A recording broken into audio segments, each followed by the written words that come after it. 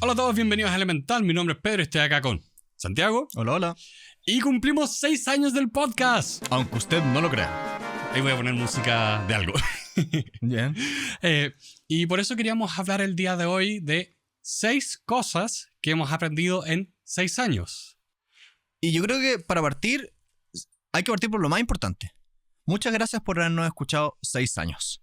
Yo creo que si me hubieras preguntado hace 6 años atrás que ibas a hacer un podcast y que lo ibas a mantener por un periodo tan largo de tu vida, que es literalmente más que una carrera universitaria, te hubiera dicho, es muy poco probable, no creo que lo haga, no tengo el compromiso para hacerlo. Y después de todo esto, estoy súper contento porque creo que hemos encontrado nuestra tribu y gracias a ustedes esto está ocurriendo. Sí, muchas gracias a todas las personas que nos han descubierto en los últimos meses desde que subió exponencialmente la calidad de esto. Y gracias a las personas que de alguna forma nos siguen desde el principio. Si es que de alguna forma nos soportaron tantos años.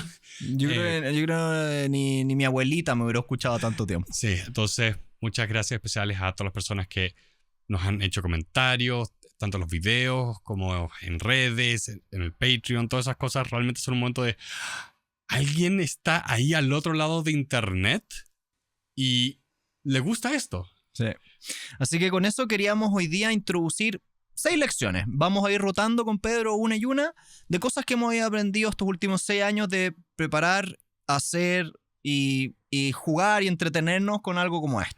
Exacto. Y la primera idea que yo quería traer a la mesa era la importancia de partir. Hay un fenómeno que todos tenemos buenas ideas.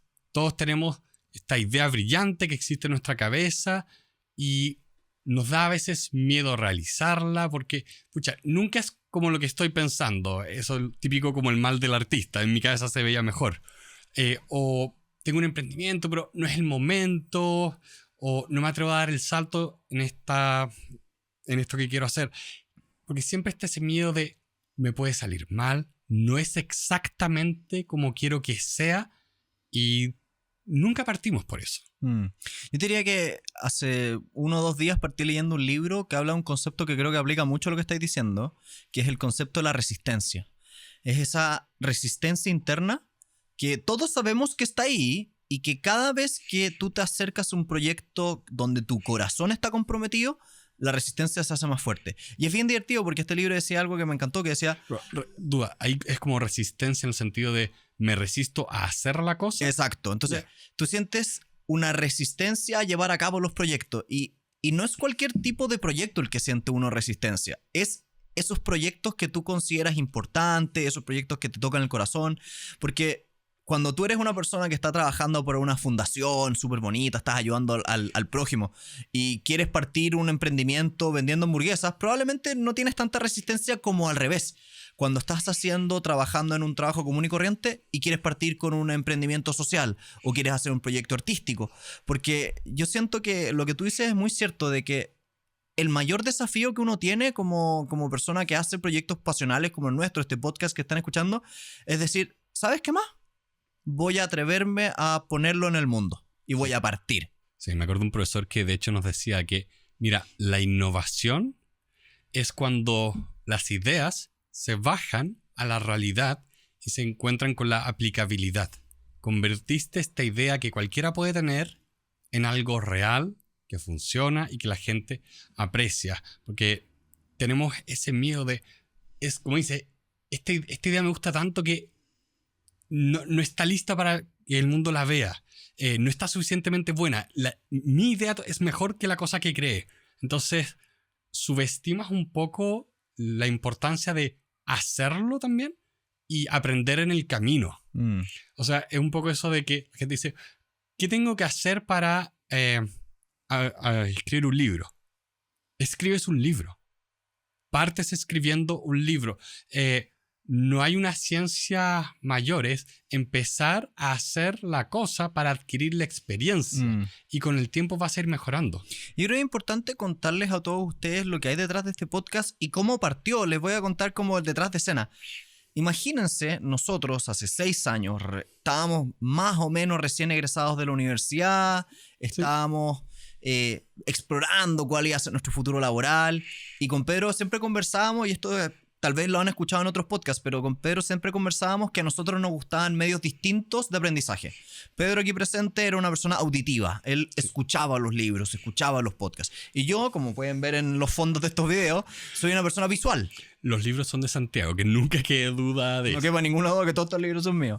Y a mí me pasa mucho que yo no aprendo si no lo escribo, no lo leo. Entonces, por ejemplo, si voy a una clase y no tomo apuntes, es muy probable que me quede muy poco de la información. Entonces, estábamos con Pedro, me acuerdo patente, estábamos en el living de su casa y nos dábamos vuelta. Y esto es muy divertido porque antiguamente ya no lo hacemos tanto, pero solíamos conversar y uno se sentaba y el otro caminaba en círculos. Y daba vuelta alrededor, no de la misma silla, pero como hacia adelante, hacia atrás, hacia adelante, hacia atrás. De la mesa. Dábamos vueltas, vueltas, vueltas.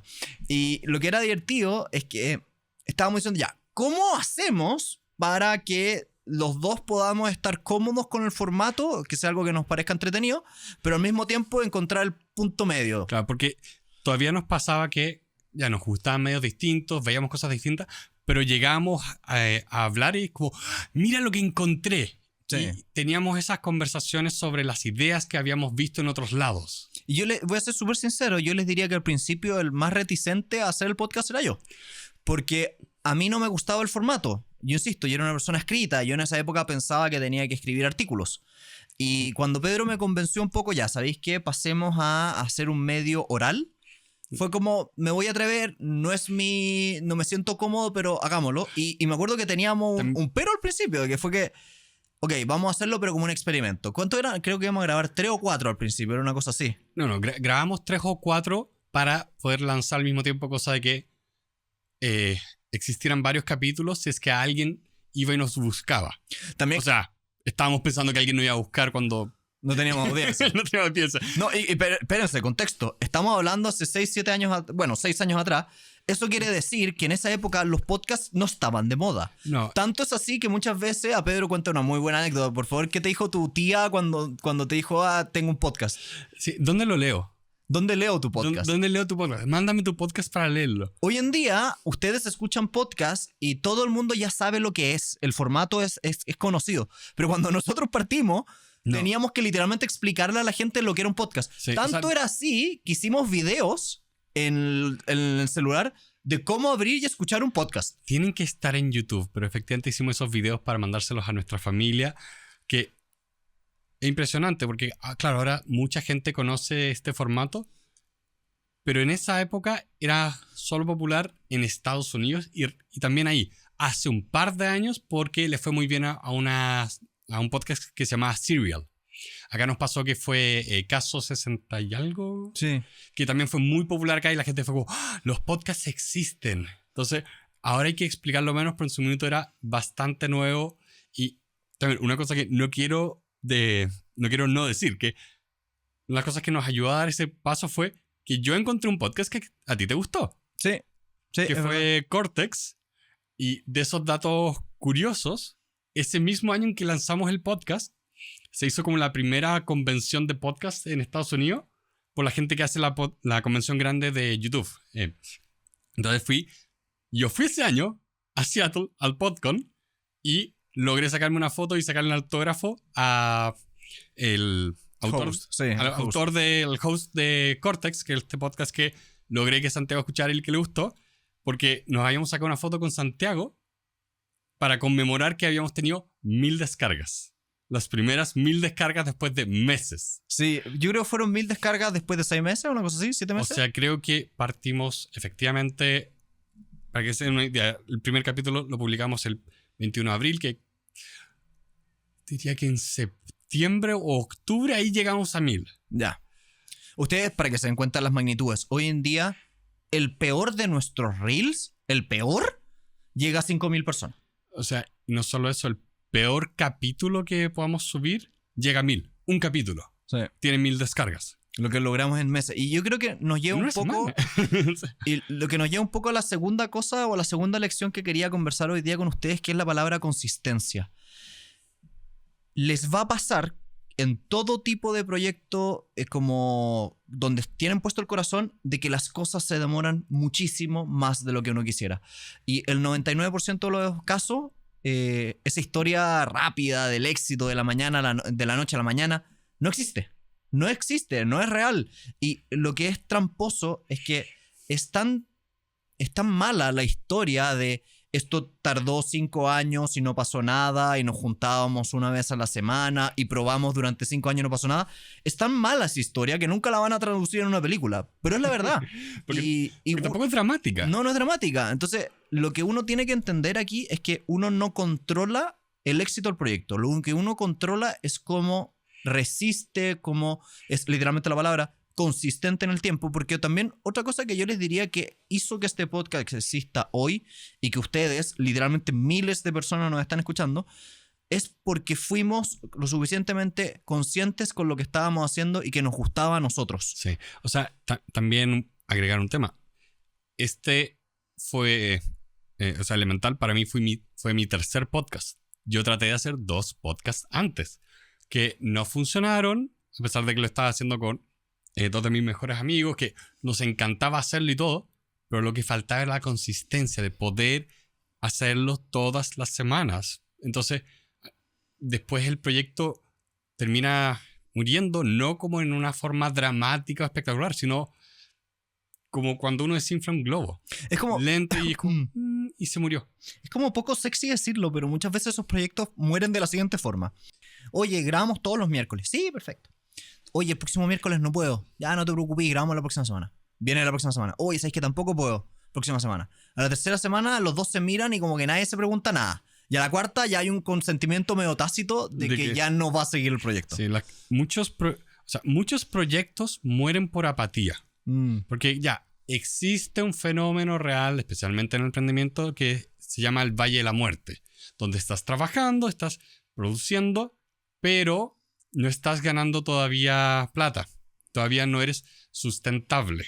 Entonces, muchos emprendimientos mueren en ese periodo porque simplemente se les acaba la plata. Y ahí hay varias formas de verlo. De, uno, la importancia de conseguir plata desde un principio, todo el tema de las inversiones. Pero yo diría que para mí es más importante la lección de trata de armar un proyecto, un emprendimiento, una iniciativa de forma tal que aguante la mayor cantidad de años posible en este Valle de la Muerte. Sí. O sea, ahora tenemos micrófonos, 3 cámaras, hay una luz ahí. Hay 2 personas detrás de estas cámaras. Voy a buscar la foto de cómo partimos, porque éramos los 2 sentados en el living de mi casa con un micrófono USB, el Snowball. Sí. La gran mejora fue cuando compramos el micrófono Yeti, todavía USB. Y la gran mejora todavía fue cuando compramos un segundo Yeti. Sí. O sea, esas fueron las cosas buenas de los podcasts. Tú puedes partir muy, muy barato. Los libros ya los comprábamos. Sí. Entonces, no significó un desgaste. O sea, era el desgaste emocional de nadie nos escucha. Pero durante años. Sí, pero no era un tema de esto se va a morir porque no hay plata. Armamos un proyecto que lo único que lo sostenía éramos nosotros que quisiéramos seguir haciéndolo. Entonces también, no teníamos ese peligro. Creo que esto me lleva un poco como a esta tercera lección que yo quería conversar, de atreverse a ser diferente y a poner en el mundo esa cosa que tú quisieras consumir. A mí me pasaba que cuando con Pedro partimos este proyecto, en esa época no existían, y yo les diría que hasta el día de hoy no existen mucho, podcasts de literatura de no ficción en español, donde en profundidad tú leías un libro y hablabas de las ideas. Eso no existe. Y nosotros dijimos, nosotros queremos ser eso distinto. Podcasts de finanzas existían montones. Podcasts de literatura había millones. Pero podcasts de esa intersección no existía. Y nos atrevimos a ser diferentes. Y creo que eso es súper importante porque te demoras mucho tiempo. Pero ahora que por fin ya tenemos el equipo, que es otra de las lecciones que vamos a conversar hoy día, empiezas a darte cuenta que hay una tribu mucho más grande de la que tú crees. Sí, porque una de las razones por las cuales empezamos esto, por lo menos para mí era un tema que yo decía, oye, todas estas cosas que hablamos son muy entretenidas. Las ideas, aprender cosas nuevas, puede ser muy entretenido. Y quiero enamorar a las personas de estas cosas de las cuales yo me estoy enamorando. Entonces, ahí está este tema de que, claro, cuando todavía no existe este entendimiento de qué es un podcast o esta intersección entre libros de no ficción, cuando era todo nuevo es más difícil. Pero porque toda la gente te dice, ya, ¿eres como qué? Descríbete en términos de otra cosa. Y es como, tengo que decirte 4 o 5 cosas que no conoces tan bien para decirte lo que yo soy. Sí. Y aparte que eso de enamorarse de tu propio producto es lo que permitió que fuésemos consistentes. Porque hay otra cosa que ustedes creo que ya lo han notado a lo largo de los años, es que nosotros lo pasamos bien. O sea, es divertido, pero hace, no sé, 6, 7 episodios atrás, Pedro se le ocurrió la idea de decir, dejen un emoji de una piña. Creo que fue hace varios más, pero sí. Y nos reímos porque la gente llega hasta el día de hoy con una piña. Y hoy día nos pasó una cosa muy divertida. Venía entrando por la puerta de mi edificio y el conserje se me acerca y me pregunta, me dice, oiga, yo he visto una persona muy parecida a usted en las redes sociales que habla como de productividad. Sí, soy yo. Y es divertido porque al final del día nosotros estábamos haciendo esto porque nosotros lo pasamos bien hablando de esto. Sí. Sobre temas de ser reconocido, me pasó, y esto se lo cuento porque si en una de esas personas nos sigue escuchando, por favor que lo vea desde mi perspectiva. Porque era yo a las 12:30 de la noche saliendo de Lollapalooza, saltándome una reja y en la mitad del proceso de estar en la mitad saltando la reja, alguien me reconoce. Y yo quedé como, no sé, conejo frente a las luces, como, hola, no sé qué hacer. ¿Cómo reacciono acá? Gracias, adiós. Bueno, a mí me pasó lo mismo una vez, tomando una caja de platos, saliendo, había comprado una caja de platos pesada, yo estaba con una caja de platos, y una persona se acercó a saludarme, a hablar del podcast, y yo estaba muy entretenido hablando con él, pero al mismo tiempo estaba pensando, se me van a caer los platos, porque eran muy pesados. Entonces, es divertido, pero nosotros nos encanta esto, y quiero, si ustedes nos pillan en las calles, por favor, conversemos. Si no hay nada más lindo que hablar con ustedes después de literalmente 6 años que nadie nos escuchaba. Sí. Entonces, puede que nos pillen volando bajo, pero lo apreciamos sí. Porque para nosotros es importante que la gente aprecie estas cosas que nosotros apreciamos. Estos libros que muchas veces ni siquiera se traducen. Sí, de hecho, bueno, no sé si se ve mucho en las cámaras, pero la gran mayoría de los libros que están ahí están en inglés, no porque yo sea súper snob y me encanta hablar inglés, es porque aparte de eso. Además de eso, es porque no están. No los vas a encontrar nomás. Entonces, un poco también eso ha sido bien bonito porque hemos logrado hacer una cosa que a mí me parece muy educacional. Que a mí me mueve el piso. O sea, yo me acuerdo que conversábamos con una de las personas de la productora, las personas que están detrás de usted, de estas cámaras, una vez cuando recién lo conocí, y intentando como transmitirle el amor por esta cuestión, como que vibraba. Y yo creo que tal vez eso es una de las razones por las cuales los chiquillos están aquí con nosotros grabando. Ojalá. Que me voy a sumar de eso que estás diciendo para hablar de otras de las ideas que yo quería traer el día de hoy, que tiene que ver con el tema de colaborar. Luego, por alguna razón se dio mucho que en los últimos capítulos hemos estado hablando de colaboración en general a través de los libros que hemos visto, pero para mí de verdad fue una lección de estos años de todo lo que puedes aprender de otra persona.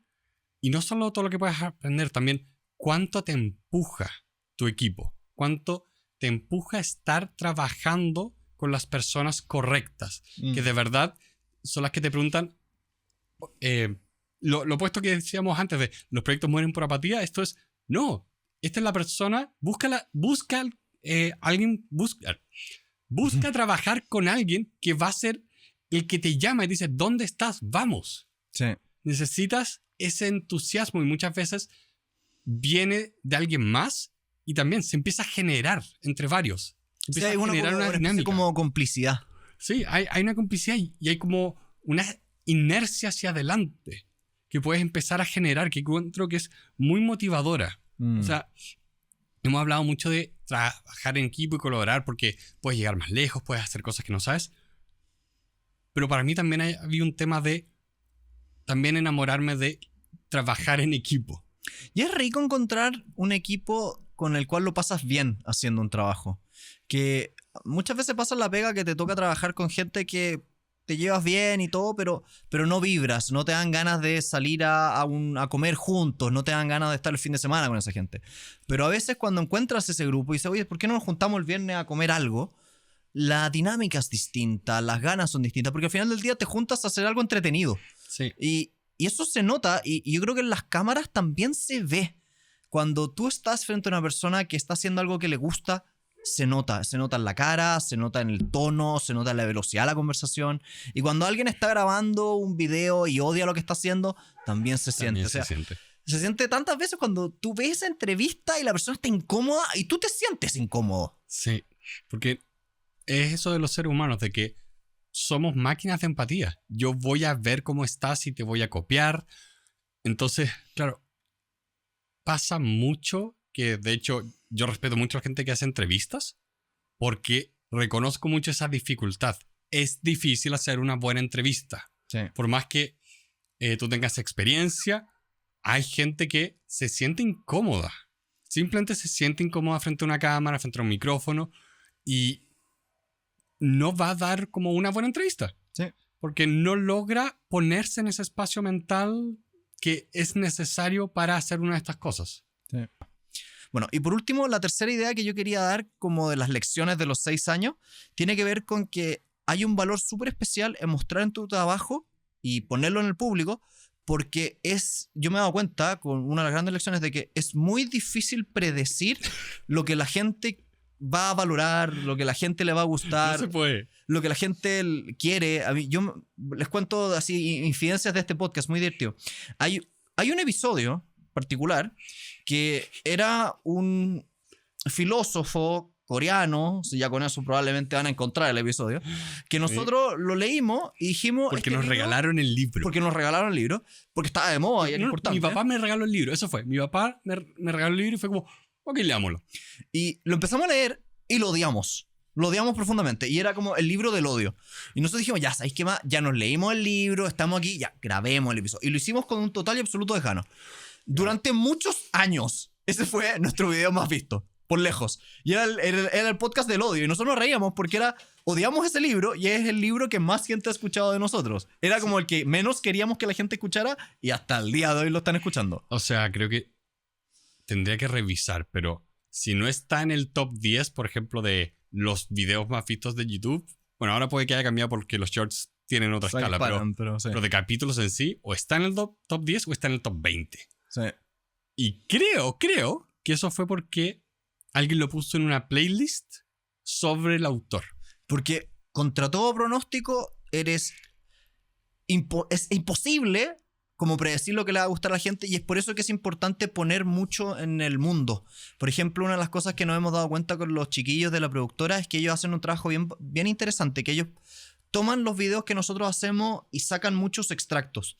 Y la otra vez estaba conversando con uno de ellos y me decía, mira, no importa, lancemos los 20 porque yo no sé cuál de los 20 va a ser exitoso, pero uno va a ser exitoso. Y es cierto, en el mundo de las redes sociales, el algoritmo capta cosas y muchas veces las capta en momentos que ni siquiera se te ocurren. También nos ha pasado que lanzamos un video y meses después el algoritmo lo agarra y lo empuja y llega a millones de personas. Entonces, lo interesante de eso es que como tú no eres capaz de identificar lo que es más valioso para un tercero de antemano, o no eres capaz de identificarlo perfectamente, es importante sacarlo a la luz, aun cuando no sea perfecto a tus ojos. Porque muchas veces tú trabajas diciendo como, ya, este va a ser el video perfecto, es el que más me gusta, y todo el mundo lo va a amar.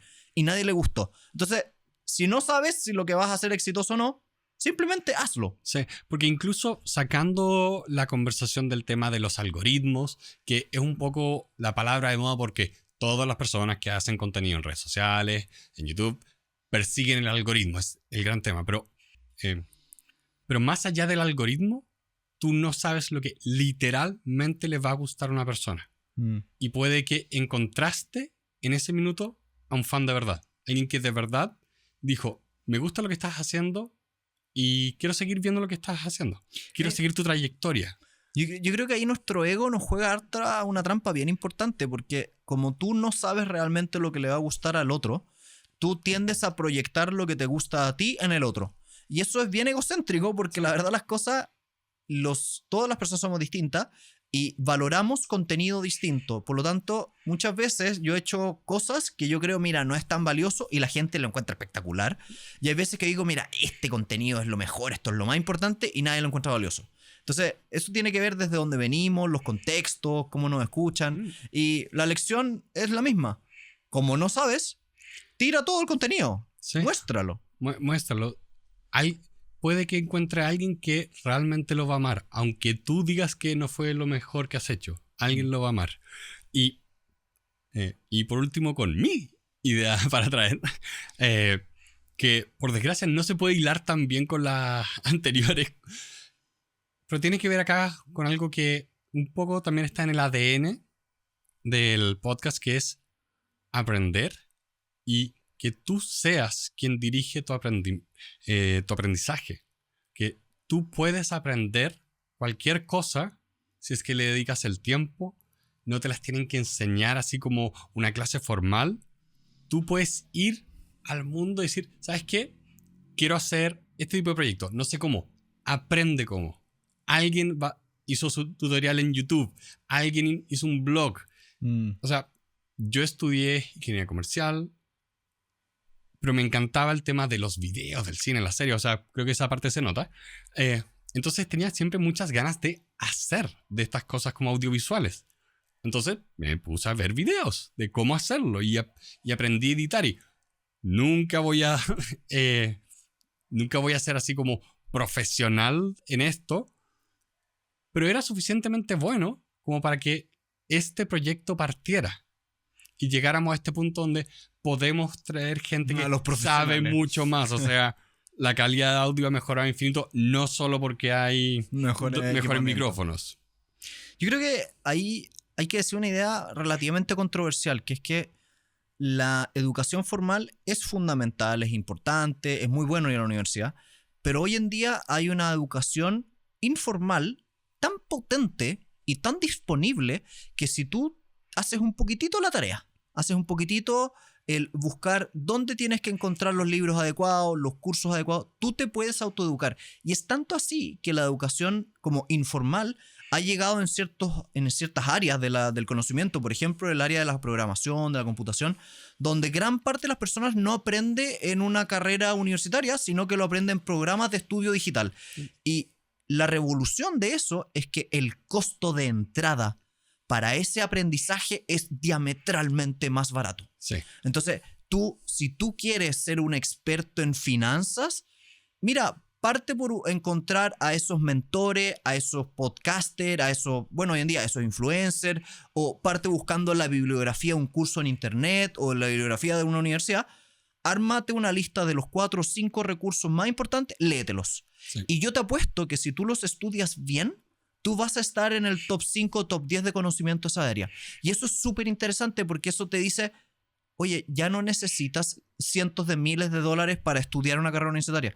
Ahora solamente necesitas las ganas y esto que estamos escuchando ahora, de que alguien te diga se puede y lo hemos hecho. Sí, es que pasa mucho de que siento que a veces la gente tiene las ganas, pero no tienen el bichito del se puede.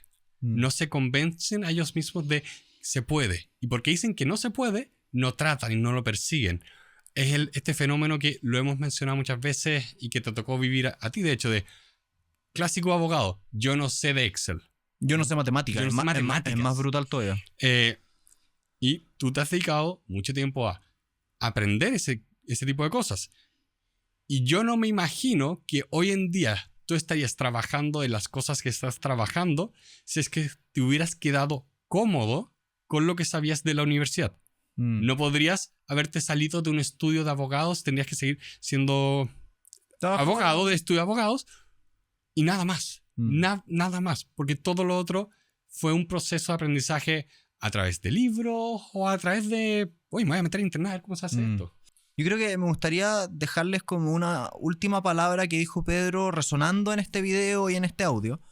No estén cómodos, no se dejen estar. O sea, la invitación de este podcast, si ya llegaron a este punto del audio, es que... Dejen un melón. Dejen un melón, muy bien. Y más allá de esa talla, si ustedes están en este punto, es porque ustedes tienen el hambre el hambre de aprender más, de querer saber más, de crecer más.